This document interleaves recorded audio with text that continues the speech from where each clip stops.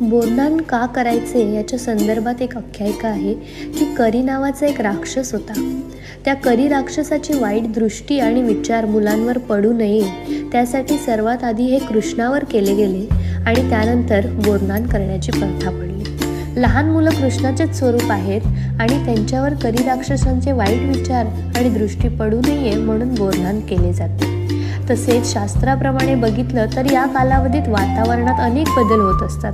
लहान मुलांना या बदलत्या ऋतूची बाधा होऊ नये म्हणून या काळात मिळणारी फळे मुलांनी खावी म्हणून त्यांना मज्जा म्हणून अशा प्रकारे वेचून खाण्याची संधी दिली जाते. म्हणून यात बोर, उसाचे तुकडे, भुईमुगाच्या शेंगा यांचा समावेश केला जातो. खेळाच्या माध्यमातून या वस्तू मुलं वेचून खातात.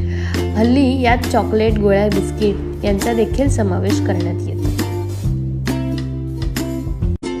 बोरनान का करायचे याच्या संदर्भात एक आख्यायिका आहे की करी नावाचा एक राक्षस होता.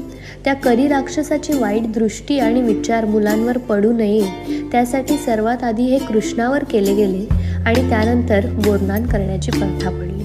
लहान मुलं कृष्णाचेच स्वरूप आहेत आणि त्यांच्यावर करी राक्षसांचे वाईट विचार आणि दृष्टी पडू नये म्हणून बोरनान केले जाते.